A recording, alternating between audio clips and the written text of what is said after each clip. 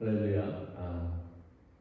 오늘 본문에 보면 예수님의 동정녀 탄생이 이사야 7장 14절에 나와 있는 그 이사야의 예언이 성취된 것이다 라고 마태가 이야기하고 있습니다. 그런데 이사야가 정말 그 예언을 할 때 700년 후에 있을 그 예수님의 그 동정녀 탄생을 두고 미리 예언한 것이 맞을까요? 우리가 처음에 예수님을 믿고 성경을 읽다 보면 내 눈에는 절대 그것이 눈에 안 보이는데 목사님들이 설교를 하실 때 이것은 예수님이 고난받으실 것을 미리 예언한 것이다 라든지 이것은 예수님의 죽으심을 예언한 것입니다. 혹은 이것은 예수님의 부활을 예언하고 있는 말씀입니다 라고 하는 이야기를 듣게 됩니다. 내가 아직 잘 모르니까 그렇다면 그런 거다라고 이렇게 넘어가는데, 그러나 마음 한구석에는 몇백 년 전의 상황에서 했던 얘기를 너무 무리해서 갖다 꿰어 맞추는 것은 아닌가 이런 생각이 들 때도 있습니다. 근데 그것을 잘 해결하지 못하면 우리가 성경에 대해서 오해도 할 수 있고 또 의심도 할 수 있습니다. 이런 것들을 좀 잘 우리가 해결했으면 좋겠습니다. 자, 오늘 이 본문도 이런 의심을 좀 받아왔습니다. 여기에 쓰인 처녀라고 하는 단어, 처녀가 잉태하여 아들을 낳아. 이 히브리어로 그냥 젊은 여성, 결혼 정년기의 여성을 가리키는 알마라고 하는 단어였는데, 이것을 히브리어를 헬라어로 번역할 때 70인경에서 처녀를 뜻하는 파르테노스라고 하는 단어로 잘못 표기를 했는데, 마태가 그 잘못된 그것을 그대로 인용을 했다. 그래서 예수님은 처녀의 몸에서 탄생한 것이 아니다, 그렇게 주장하는 거죠. 이게 흥미거리는 될 수 있겠지만 성경에는 그 두 단어가 크게 구분 없이 혼용되어서 쓰여진 많은 예들이 있고요. 마리아가 결혼을 실제 안 하고 남자를 모르는 처녀였다라고 하는 것이 마태나 누가의 기록에 의해서 너무나 생생히 쓰여져 있기 때문에 그 단어, 쓰여진 용법을 갖고 동정녀 탄생을 의심할 내용은 아닌 것입니다. 또 어떤 이는 이 본문을 이야기할 때 그렇게 중요한 것이 아니다. 만약에 예수님의 동정녀 탄생이 그렇게 중요했다면 사도 바울도 얘기를 했을 텐데, 사도 바울이 복음을 이해하거나 설명을 할 때 동정녀 탄생에 대해서 한 번도 얘기를 한 적이 없다. 그러니까 중요한 게 아니다. 이렇게 아주 동정녀 탄생이라고 하는 그 엄청난 내용을 폄하하죠. 근데 여러분들 아십니까? 그 주의 만찬이 주의 만찬에 대한 사실보다 동정녀 탄생에 관한 그러한 그 자료가 훨씬 많다고 합니다. 자료가 많으면 중요하고 자료가 적으면 덜 중요한 것이 아니죠. 또 어떤 사람은 처녀의 몸에서 났든지 아니면 처녀가 아니든지 그게 뭐가 중요하냐, 의미가 중요한 거 아니냐, 성육신, 하나님이 인간의 몸에 오셨다라고 하는 것이 중요하다, 이렇게 얘기합니다. 물론 의미가 중요하죠. 그런데 사실을 떠난 의미를 자꾸만 주장하면 나중에는 부활도 부인하고요, 또 성경에 나오는 많은 기적들도 다 부인하게 될 것입니다. 가장 많은 궁금증을 갖는 부분은 이것입니다. 이사야가 어떤 상황에서 그 말을 했는가 하는 것입니다. 이사야는 그 말을 아하스 왕에게 했습니다. 그런데 아하스 왕에게 했던 그 말을 왜 700년이라고 하는 시간을 뛰어넘어서 마태는 그 이사야의 예언이 성취된 것이다 라고 이렇게 해석을 하는가 하는 것입니다. 왜 그렇게 연결을 하는가? 그래서 사람들이 하는 오해가, 이사야는 당시에 일어난 어떤 일을 이야기한 것인데 후대의 사람들이 과거의 말을 차용을 해가지고 현재의 사건을 정담화하려고 하는데 쓰고 있다, 이렇게 생각하기도 하는 것입니다. 그래서 먼저 우리가 이 예언자들의 예언을 이해하려고 할 때 알아야 할 것이 있습니다. 그것은 성경의 많은 예언은 이중적 성취의 특성을 지니고 있다고 하는 것이죠. 무슨 말이냐면 이 예언이 선포되고 나서 얼마 지나지 않아서 바로 성취되기도 했다라고 하는 것이죠. 그러나 그 예언들은 또 종종 미래의 어느 시점에서 한참 시간이 지난 다음에 더욱더 완전하고 또 완벽한 방법으로 성취되기도 했다라고 하는 것입니다. 그래서 예언서를 이해하는 것이 쉽지 않습니다. 선지자들이 예언을 할 때 친절하게 이것을 가까이 온 미래에 이루어질 일, 또 이것은 몇백 년 후에 이루어질 일 하면서 말하지 않기 때문에 그것을 다 섞어가지고 한 캔버스에 이렇게 그려놓는 거죠. 그들은 이 선자들 이 시간을 한 번에 통으로 보면서 그 예언을 하기 때문에 그렇습니다. 간단한 예를 들어보면 예수님이 성전에 돌 하나도 도리에 남지 않고 예루살렘 성전이 다 무너질 것이다 이런 말씀하셨죠. 그러고 나서 그 말씀을 곧 해석해 주세요. 이 성경이 이것을 성전된 자신의 육체를 말씀하신 거죠. 그래서 실제로 예수님이 십자가에서 죽으심으로 그 말씀은 곧 이루어졌습니다. 그런데 또한 이 말씀은 AD 70년에 로마의 공격에 의해서 그 예루살렘 성이 실제로 돌 위에 돌 하나도 남지 않고 다 무너지는 그러한 일이 실제로 이루어졌습니다. 또한 이 말씀은 궁극적으로는 세상 끝 재림 직전에 일어난 그 불완전한 이 땅의 나라가 무너져 하나님께서 다스리실 새하늘과 새 땅의 도래도 이제 보여주게 됩니다. 오늘 예수님의 동정녀 탄생도 예수님 오시기 700년 전에 이사야 선지자의 그 예언이 성취되는 사건으로 소개되고 있습니다.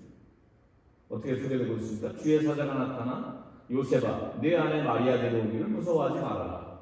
저에게 잉태된 자는 성령으로 된 것이라 말했는데 이 모든 것은 하나님께서 선지자 이사야에게 하신 말씀을 성취하는 것이다. 이 구체적으로 이사야 7장 14절의 말씀이 성취된 것으로 보는 것이죠. 자, 그러면 이사야는 언제 어떤 상황에서 이 예언을 한 것입니까? 왕의 이름은 아하스 왕이었습니다. 당시에 그 남쪽 유다는 어떤 상황에 놓여 있었습니까? 바로 북쪽에 있는 아람과 북이스라엘이 연합군을 형성해서 이제 남쪽 유다를 쳐들어오는 그러한 상황이었습니다. 북쪽에 아수르 제국이 크게 강성하고 있었는데 이 두 나라가 연합전선을 만들어가지고 이 나라의 공격을 막아보려고 했는데 유다야 너도 우리랑 같은 편을 돼서 삼국동맹을 맺어서 우리가 이들의 공격을 막아내자 했는데 유다가 말을 듣지 않으니까 그러면 유다 먼저 침공을 해야 되겠다 해서 유다를 쳐들어 내려온 상황입니다. 이때 유다는 도저히 이 두 나라가 연합해서 공격해오는 것을 막아낼 힘이 없었습니다. 아마 이 아하스 왕은 이제 이 유다는 흔적도 없이 멸망할 건데 사시겠구나 몸을 부들부들 떨면서 겁나하고 있었습니다. 그때 이 이사야 선지자가 하나님으로부터 음성을 듣고 그 아하스 왕에게 가서 내 예언을 전하라 라고 하는 명령을 받고 아하스 왕을 찾아가는 것입니다. 그러면서 아하스 왕에게 이렇게 얘기합니다. 아하스 왕이시여 저 두 나라를 무서워하지 마십시오. 저 아람 나라와 저 북이스라엘은 부직갱이 두 개에 불과합니다. 부직갱이라고 하는 것은 그 불을 지를 때 이렇게 불을 잘 피우기 위해서 막 쓰다가 불이 조금 붙으면은 쓱쓱 땅에다 긁어서 나중에는 다 쓰나서 버리는 것이 부직갱이잖아요. 그 나라에 불과하니까 겁을 먹지 마십시오. 당신 남쪽 유다는 절대 망하지 않습니다. 그 말을 못 믿겠거든 하나님께 징조를 구하십시오. 이렇게 얘기했습니다. 그랬더니 아하스 왕이 나는 하나님께 징조를 구하지 않겠습니다. 나는 하나님 앞에 아무것도 구하지 않겠습니다. 하나님을 시험하지 않겠습니다. 이 말이 믿음이 있는 얘기 같지만 사실은 믿음이 없는 얘기였어요. 왜냐하면 징조를 구하라는 그 하나님의 요구에도 징조를 구하지 않는다는 것은 뭐냐면 나는 이제 하나님께 소망을 두지 않겠다라고 하는 것입니다. 내가 볼 때는 우리나라는 이제 끝났다. 그러니 나는 하나님을 의지하지 않고 다른 방법을 강구하겠다. 마음속에 이렇게 생각을 한 것입니다. 그러자 이사야 선지자가 뭐라고 얘기했냐면 네가 징조를 구하지 않는데 내가 너에게 유다를 건지겠다는, 유다가 멸망하지 않겠다는 징조를 보여주겠다라고 하면서 보라, 처녀가 잉태하여 아들을 낳으리니 그 이름을 임마누엘이라 한다. 이 예언을 이사야가 준 것입니다. 자, 그러면 이 말이 도대체 무슨 말입니까? 아니, 처녀가 잉태하여 아들을 낳았는데 임마누엘이라 한다. 이 예언을 아하스 왕이 받은 것입니다. 그럼 도대체 처녀가 누구인가? 그런 것들이 이제 성경을 해석하는 또 많은 사람들에 의해서 이 고민이 생기기 시작한 것입니다. 이 구약에서 보면 이스라엘 북쪽의 이스라엘과 남쪽 유다가 딸 또는 처녀로 불리는 경우가 많았습니다. 특히 이사야서를 보면 그렇습니다. 아수르 왕 사네립이 유다를 침공했을 때 하나님은 이사야를 히스기야에게 보내서 다음과 같이 말씀하십니다.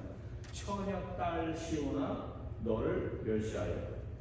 이사야 1장 8절에서도 딸 시온은 포도원의 망대같이 참외밭의 원두막같이 에워싸인 성읍같이 겨우 남았다.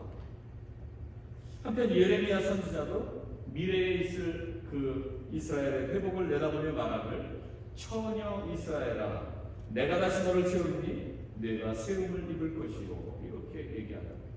그러니까 하나님의 백성 그 유다나 이스라엘을 얘기할 때 이렇게 딸 또는 처녀 이렇게 부르는 경우가 있다라고 하는 것입니다.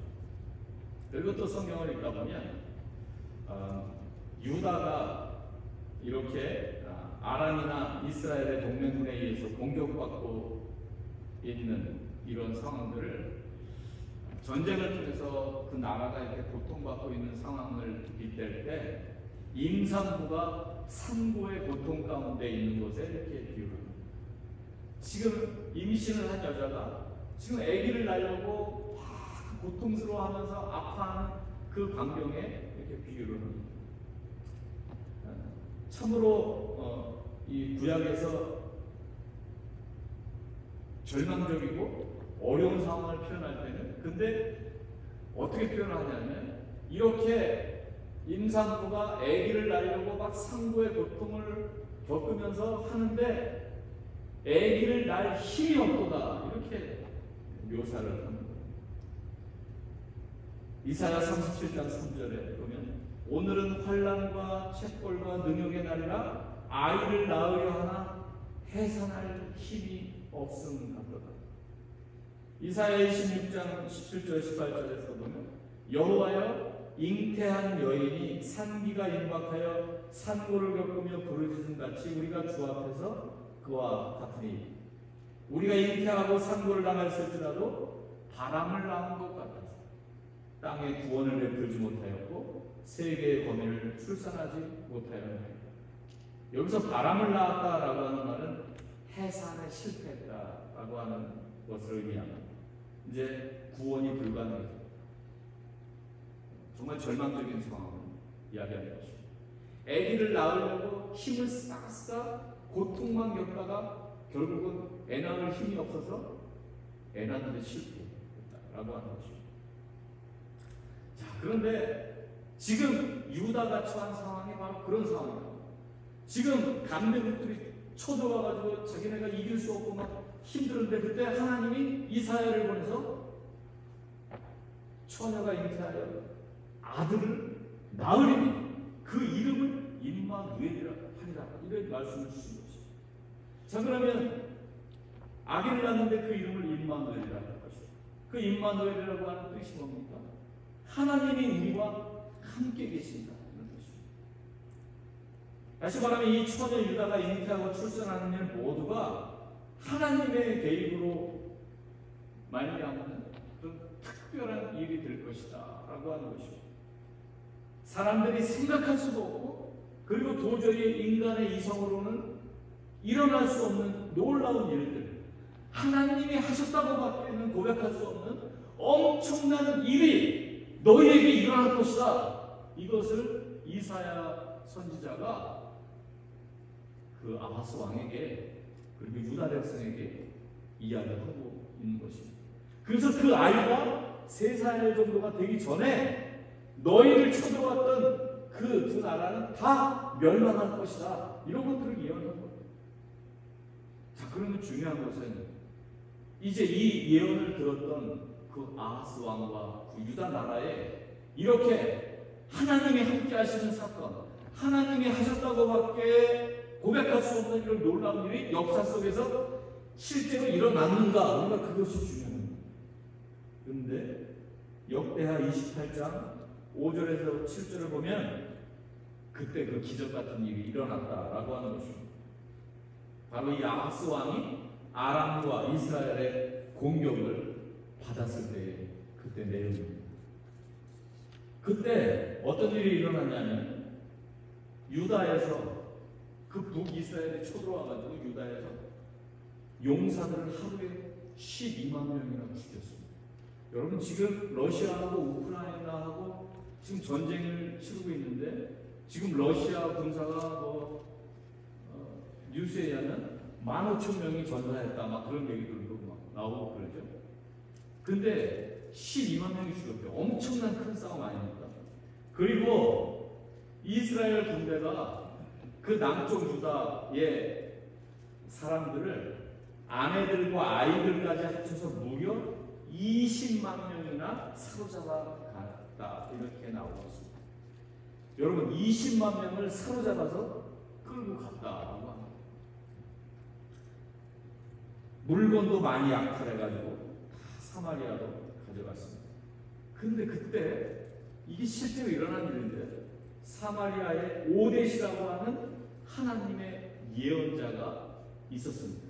이 사마리아의 오뎃이라고 하는 이 예언자가 20만 명을 끌고 의기양양해서 돌아온 그 북이스라엘의 그 군사를 맞으러, 개선하는 그 군대를 마중하러 나가서 그들을 보고 이렇게 말했다고 하는 것입니다. 주 그대들의 조상의 하나님께서 유다 백성에게 진노하셔서 그대들의 손에 붙이신 것은 사실이요. 하지만 그대들이 살비가 등등해서 그들을 살육하고 그것으로 성이 차지 않아서 유다와 예루살렘의 남녀들까지 노예로 삼을 작정을 하고 있어. 그대들도 주 하나님을 거역하는 죄를 지었다는 것을 알아야 해요. 그대들은 이제 내가 하는 말을 잘 들으시오. 그대들이 잡아온 이 포로들은 바로 그대들의 형제 자녀가 아닙니다. 곧 풀어주어서 다들 돌아가게 해주시오. 그렇게 하지 않으면 하나님께서 여러분들에게 진노하셔서 당장 여러분들을 벌하실 것입니다. 자, 그래가지고 20만 명이 다시 유대로 돌려보내졌을까요? 안 돌려보내졌을까요? 돌려보내졌으니까 지금 제가 얘기하겠죠? 이것도 하나님이 하셨다고밖에 고백할 수 없는 일인데, 돌려보낼 때 이 오뎃이라고 하는 선자가 다른 사람들한테 이렇게 이야기합니다.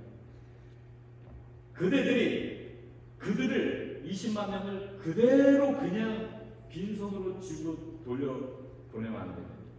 그래서 전리품을 풀어가지고 헐벗은 이들을 입혔습니다. 그 전쟁 포로들을 입히고 맨발로 걸어온 사람들에게 신을 신겼고, 배고프고 목마른 자들에게 먹을 것과 마실 것을 가져다 주었습니다. 상처를 입은 사람들은 기름을 발라서 치료를 해주었습니다. 그래서 그들을 잘 유대 땅으로 돌려보내 주었다라고 하는 것입니다. 자, 이 포로된 사람들에게 베풀어준 은혜와 사랑, 이 자비, 이 긍휼함, 이것은 우리가 가히 상상을 할 수 없는 그러한 기적입니다. 이것이 실제 일어났다라고 하는 것입니다. 하나님이 그들과 함께 계셨기 때문에, 유대의 백성들과 함께 계셨기 때문에 북이스라엘의 사람들의 마음을 감동시켜가지고 20만 명이 노예가 될 처지에서 다시 건짐을 받고 살아나왔다라고 하는 것입니다. 그리고 결국 이사야 8장에 보면 아람과 북이스라엘은 멸망을 나중에 하게 됩니다. 남유다는 실제 이사야가 예언했던 것과 같이 멸망하지 않고 북이스라엘이 멸망한 다음에 150년을 더 역사 가운데 존재하다가 사라지는 것입니다. 자, 이 이사야의 예언, 이 처녀 유다가 이렇게 하나님이 함께 하시는 놀라운 사건을 경험한 이 사건입니다. 근데 이 임마누엘 예언에는 비유의 차원을 뛰어넘는 요소들, 즉 구체적인 한 인물의 잉태와 출생을 암시하는 그러한 이야기들이 있습니다. 그래서 이것을 이 예언을 볼 때 1차적인 예언은 이렇게 성취가 됐는데 여기에는 이 비유의 차원을 뛰어넘는 요소들, 너무나 구체적인 한 인물의 잉태와 출생을 암시하는 그런 요소들이 중첩이 되어서 있는 것입니다.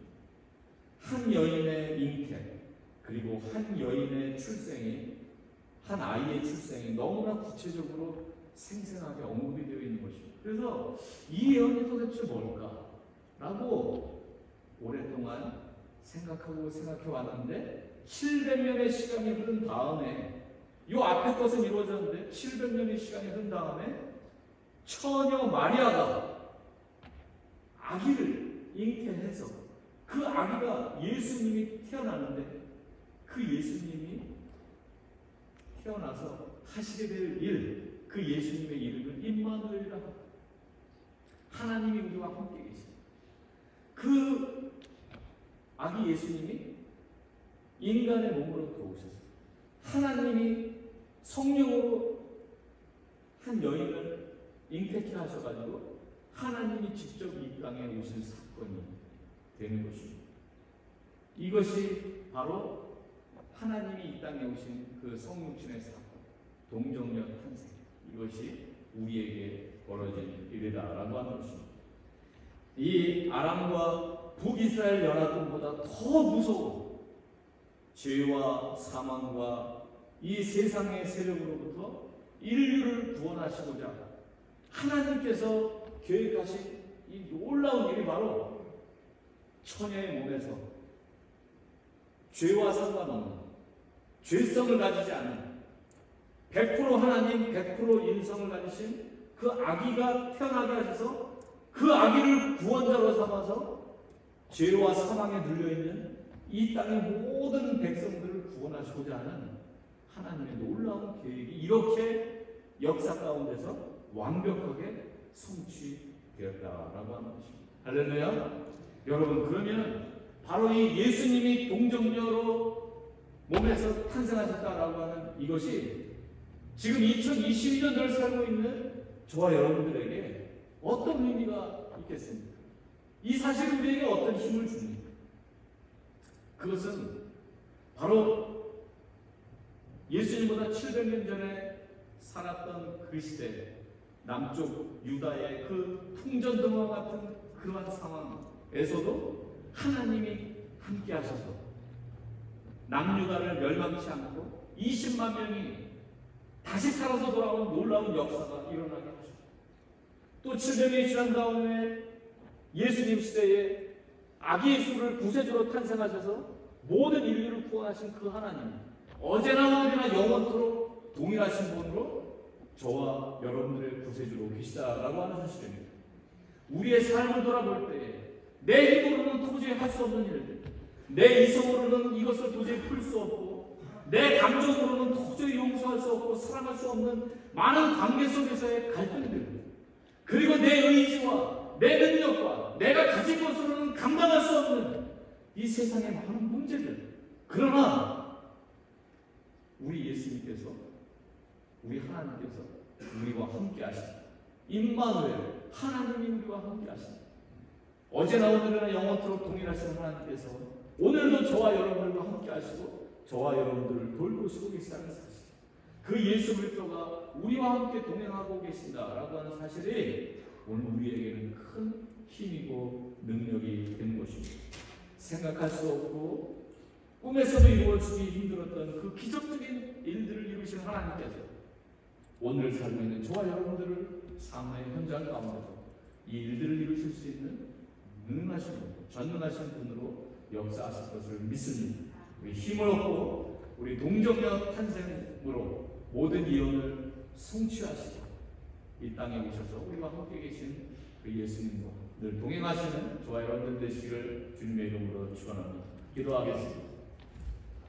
하나님 아버지 감사합니다. 예언자의 그 예언이 어떻게 역사 속에서 실제적으로 성취되고 완성되었는지 오늘 우리가 하나님의 말씀을 살펴보았습니다. 하나님이 우리와 함께하고 계심을 믿습니다. 하나님, 우리가 혼자인 것 같아서 외로워하기도 하고 어떻게 앞으로의 일들을 풀어가야 되나 걱정하기도 하고 근심하기도 하는 우리였지만 하나님이 우리와 함께하고 계신다는 사실을 다시 우리에게 일깨워 주셔서 감사합니다. 우리가 주님의 손 붙잡고 늘 동행하며 승리하며 나아가는 저희가 되게 하여 주옵소서. 감사합니다. 예수님의 이름으로 기도하옵나이다. 아멘. 우리 시간에 다 함께 일어나셔서 원하고 바라고 기도합니다. 우리 함께 전하겠습니다.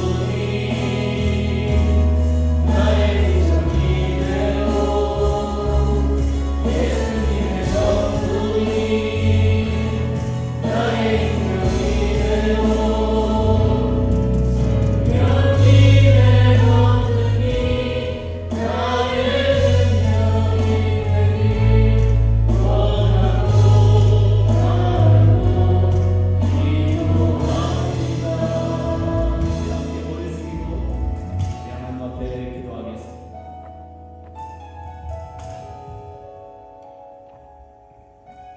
바람 앞에 촛불 같았던 그 아하스의 마음, 아하스 왕의 마음, 얼마나 무섭고 두렵고 떨렸을까.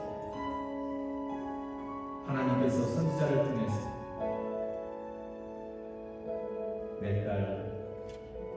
내 딸 시온이 아들을 낳을 것입니다. 그 아들의 이름은 임마누엘이라고 것이다. 하나님이 너와 함께할 것이다. 너는 결코 멸망하지 않을 것이다. 지금은 내가 너를 건들지 않아. 내가 너와 함께하는 것을 너는 곧 보게 될 것이다. 그러나 아하스 왕은 믿지 못했어.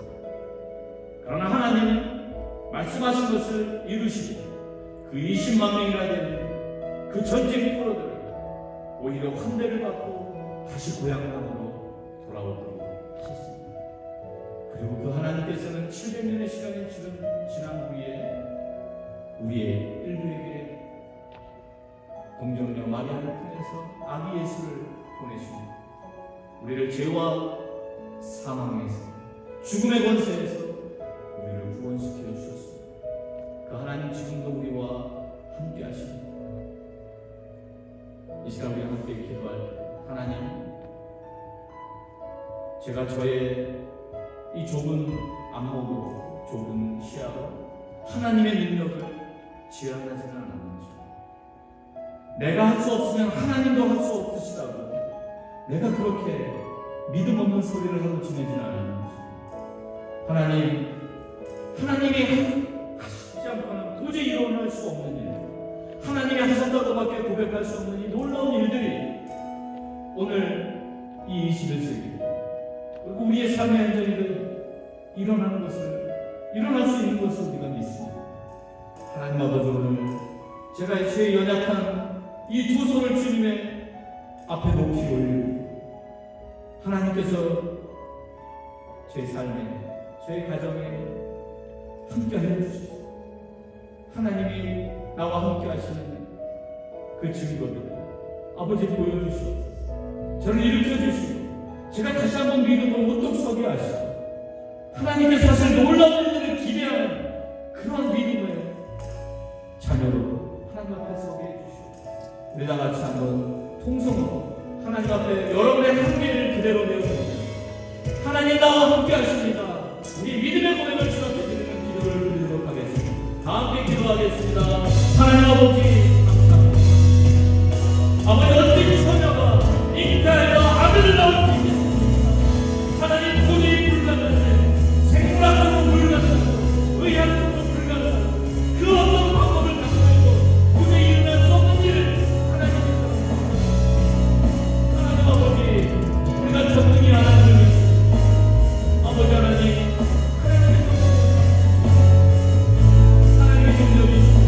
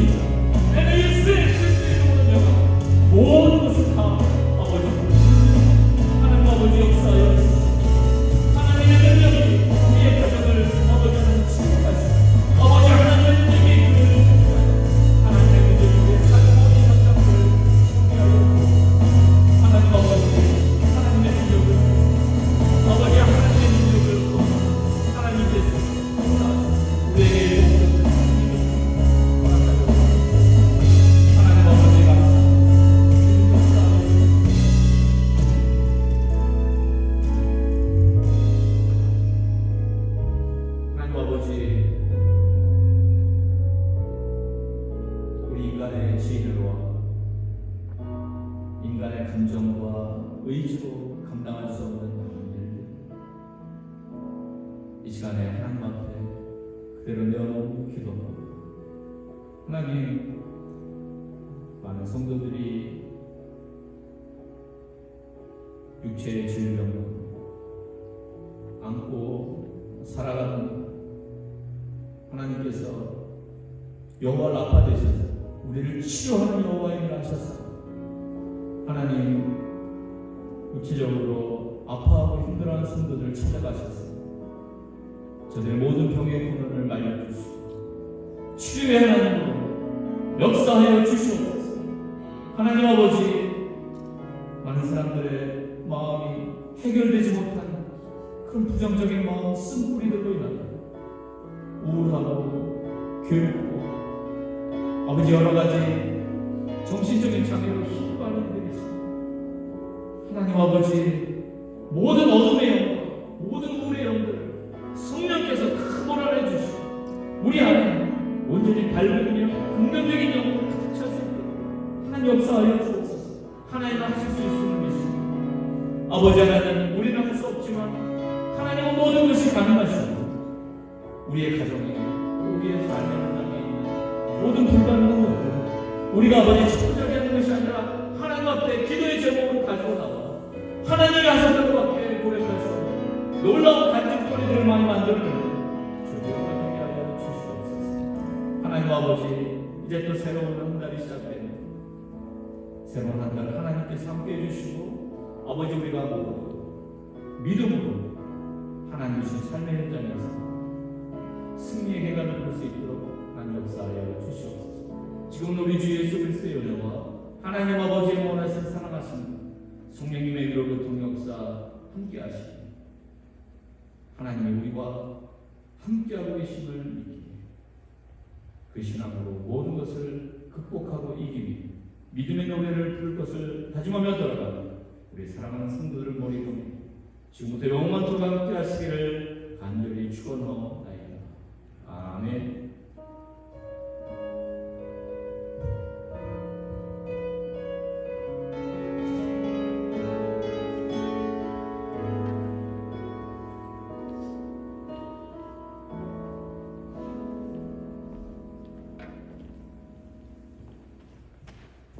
감사합니다. 여러분도 같이.